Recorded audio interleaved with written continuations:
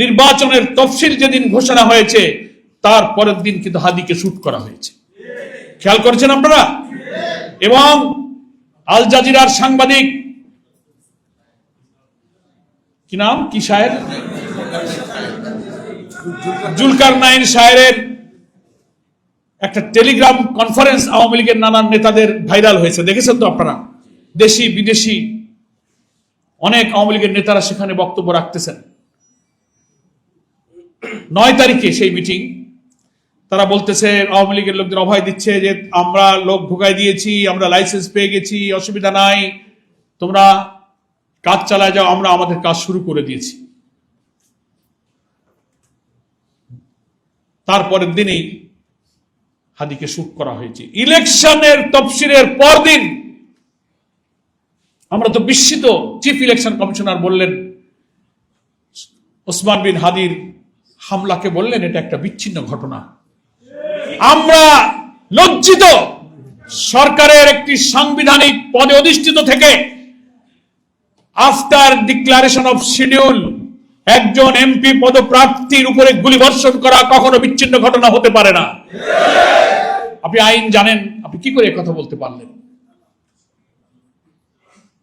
তফসিল ঘোষণার পর ল এনফোর্সিং এজেন্সি সহ প্রশাসন, জনপ্রশাসনের সব কিছুর রদ বদল, পোস্টিং ব্যবস্থা, আইনি সব এখতিয়ার কিন্তু ইলেকশন কমিশনের হাতে অর্পণ হয়ে যায়। আপনি এটাকে বিচ্ছিন্ন ঘটনা বললেন? আপনারই তো উচিত ছিল, সে তো একজন ঘোষিত প্রার্থী ছিল, কে তাকে গুলি করলো সরকারের উপরে আপনি বলতে পারতেন। এটা তদন্ত, ল এনফোর্সিং এজেন্সি তো এখন আপনার হাতে। আপনার কি নির্দেশনা ছিল? ফলে head of the government, head of the election commissioner দুজনেরই কিন্তু এখানে দায় আছে। এ দায় আপনারা কেউ এড়াতে পারবেন না, আপনাদের দায়িত্ব পালন করতে হবে। ফলে আমি মনে করি নির্বাচনের তফসিল ঘোষণার পর দিনে এই হত্যাকাণ্ড শুরু হওয়ার অর্থ হলো এটা বিচ্ছিন্ন নয়, এটা একটা প্যাকেজ প্রোগ্রাম, আরো সিরিয়াল হয়তো করা হয়েছে। আধিপত্যবাদী শক্তির করদ রাজ্য বানাতে যারা ব্যর্থ হচ্ছেন, তাদের গাত্রদাহ অন্তর্জলা মিটাতে তারা যেন বুঝাতে চাচ্ছেন, টেলিভিশনে যারা টক শোতে বক্তৃতা করেন, এক শ্রেণীর সাংবাদিক, কুশীলব, কবি সাহিত্যিকরা লিখছেন আর বলছেন ভাবখানে এরকম যে আওয়ামী লীগ ইলেকশনে না আসলে যেন কোনো ইলেকশন হবে না। এই ন্যারেটিভ তৈরি করে আধিপত্যবাদ বিরোধী শক্তিকে আপনারা গান পয়েন্টে নিয়ে যাচ্ছেন। এরপরে আর আমাদের জুলাই যোদ্ধারা কে কে টার্গেটে আছে জাতি এখন আমরা উদ্বিগ্ন। 300 আসনের প্রার্থীরাও তাদের জীবনের নিরাপত্তা নিয়ে উদ্বিগ্ন। কি বলেন, ঠিক কিনা? আমরা সরকারকে এই ব্যাপারে তড়িৎ পদক্ষেপ নিতে বলবো।